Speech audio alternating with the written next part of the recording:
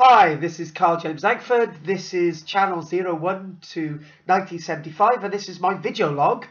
And today I'm going to be looking at the previous week in teaching with archaeology Cymru, looking at timber wells in archaeology. It may sound very poor as a subject to be teaching and very boring.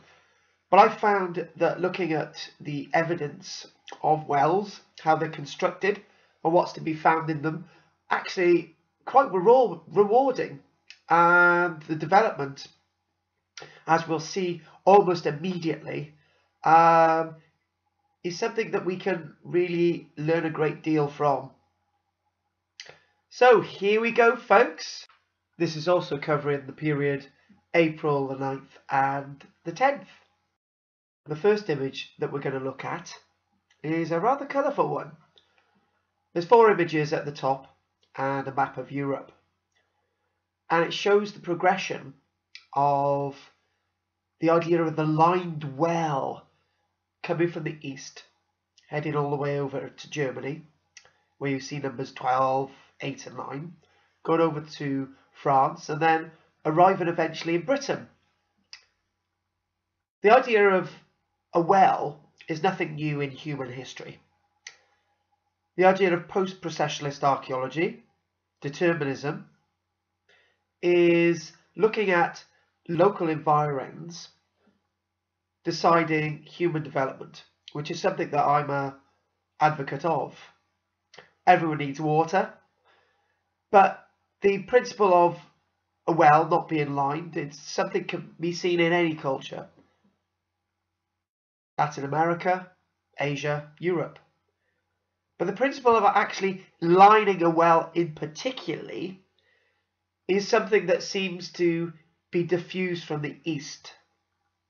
And the technology is exceedingly advanced. You're looking at cutting the timbers using lithics, stone tools. And it starts to make you think that if a well is so designed in this lined way, what were the homes like 8,000 years ago in Europe if the wells are this advanced? Obviously we don't have the archaeological evidence above ground to tell us to the level of advancements in carpentry, but we got levels of advancements in carpentry in the ground. As you can see with this next image, we can clearly see that the joints, the mortise and tenison, and the overlapping joints that you can see in this, these see evidence from Saxony well sites. And these wells themselves date from approximately 7,500 to 8,000 years ago. And all this created using stone tools, and I think that's absolutely amazing. Away from the great leaps of design creating these from stone tools with the absence of metal, the evidence that you actually find down the well. Now, when you think of a well, it's almost a time capsule where when the well's constructed, sediments gather level by level at the bottom of a well, seemingly undisturbed. So it's like pages of a book. That layer, that very base layer, preserves datable evidence that is trapped in time, which you don't usually find on land sites. You don't. If a room, for example, has been cleared of objects, you can't really understand dates and times and changes in a building, but you can in a well. Now, looking at what you find down some of these wells in Saxony from around 7,500 years ago, we find pottery that seems to be lost down the well, twine being broken, pot finds itself at the bottom of a well, settled, intact. Wonderful evidence from the Neolithic. We often guess in archaeology what they ate. Did they eat emmer wheat? Did they eat barley? einkorn, and so on and so on. And one intriguing thing that we can actually learn is through these layers, the anaerobic conditions, preserving an ear of corn, as you can see, in the form of einkorn.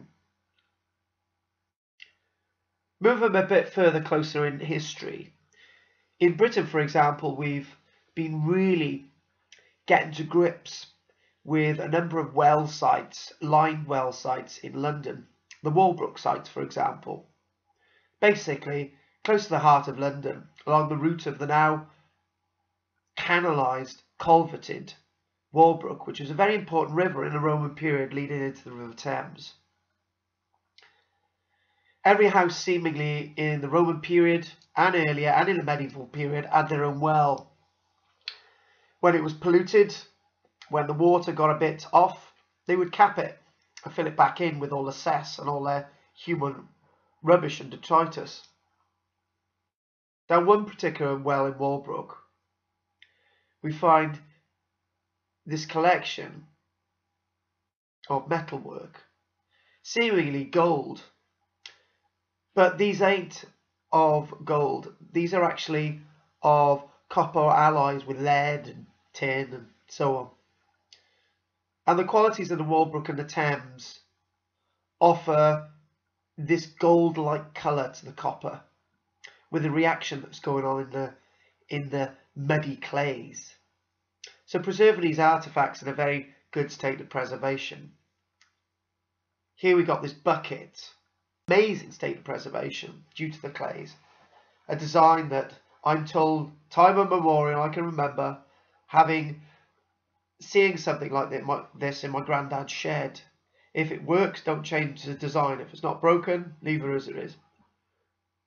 One interesting thing that really incensed me about archaeologists is that they always say, oh, well, I'm an archaeologist myself, but other archaeologists, they would say that, oh, it must be a hoard. They're going to come back for these artifacts. Absolute rubbish. Most of these artifacts people just discarded or lost down a well.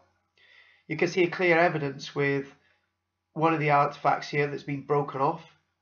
One of the plates is half. They're not going to come back and rescue that. Things would naturally be lost down a well. 19 artifacts in total. But all natural wastage. They're not going to come back for these things. Now, we do find in various different parts of the world good state of preservation of wooden artifacts down the well. I've just got a bit of a press release that I found off the BBC website.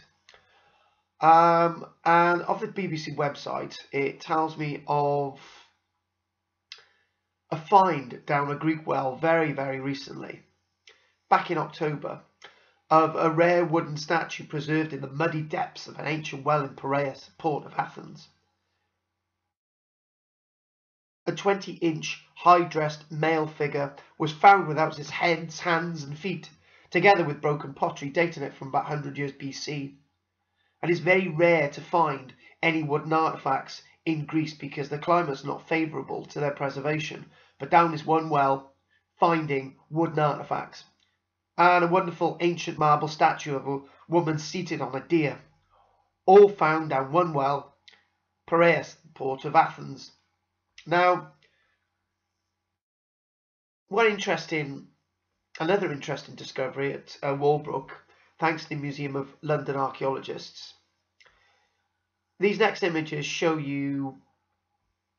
take us down a journey of several images. And what you can actually find is 3 completely separate designs of well. 2 circular, 1 square. Now, the first circular well that you can actually see from one of the sites at Walbrook is a small well, approximately 1 metre across its aperture.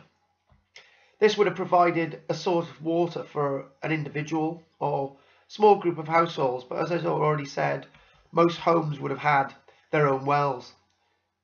They would likely have used buckets on ropes to pull up the water. And these 3 wells show us of 3 different time signs constructed different periods in the past by different peoples. First illustration is a chalk-lined well, dated approximately to late 1700, based on clay pipes retrieved from a sill inside the well. This was nicely constructed, with squared chalk blocks nicely faced on the inside. Each of these blocks was approximately 30 centimeters thick. The well had been backfilled, and then the next illustration we see is a small wooden bucket. Interesting thing, these wells were chalk lined because the clay surrounding the landscape there, and the chalk would have counteracted the acidic taste of the water created by the clay. Second well was actually found at the site, a very grand wooden well, probably dating to somewhere in about the 1400s, and this wooden well sees the reuse of wooden staves from a barrel. So recycling back in the day in the 1400s, something that we can actually learn from. Interestingly enough, if you look closely, there are 4 pieces of wood fixed together using dovetail joints, obviously craftsmanship of the late medieval man. Great backfills from this well tell us that we can actually learn a great deal from their construction and the contents. Finally, of the Walbrook sites today, we see a timber-lined Roman well, which also had a later chalk lining. This timber well was of a box frame construction, typical of the Roman period, their square wells, with horizontal timber planks on the side and cross beams in the corner to hold them together, or maybe to be used as some kind of a ladder. Various Roman artifacts found down this well, and since then we found many wells, including some with intricate systems of mechanizations to bring the water out the wells, which we might actually look at another date. Moving on from the Walbrook site itself,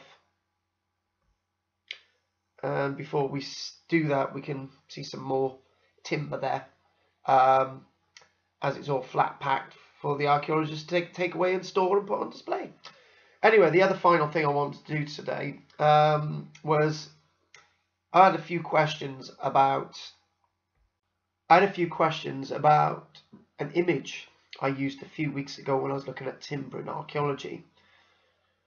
And this is of a wooden railway found in Newcastle, the Newcastle shipyard, dating to the 1780s. Archaeologists, while excavating the site, thought they could find the remains of a Roman fort. But on the site of the Neptune shipyard, as part of a development, they found a 25-meter stretch of a wooden railway, amazingly a wooden railway. We can see some images now of the wooden railway, 2 sets, narrow gauge, broad gauge. Now, this wooden railway itself would have been 4 wooden wagons, otherwise known as chaldrons, pulled by horses. The section itself is believed to be part of the Willington Wagonway, built as early as the 1760s and in use in the 1780s to transport coal from several local collieries to the River Tyne for export.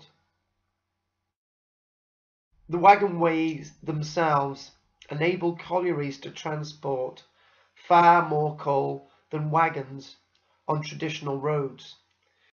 A horse could deliver between 10 to 13 tons of coal per trip along the wagonways, 4 times more than that same horse could deliver along the very poor tracks of the time.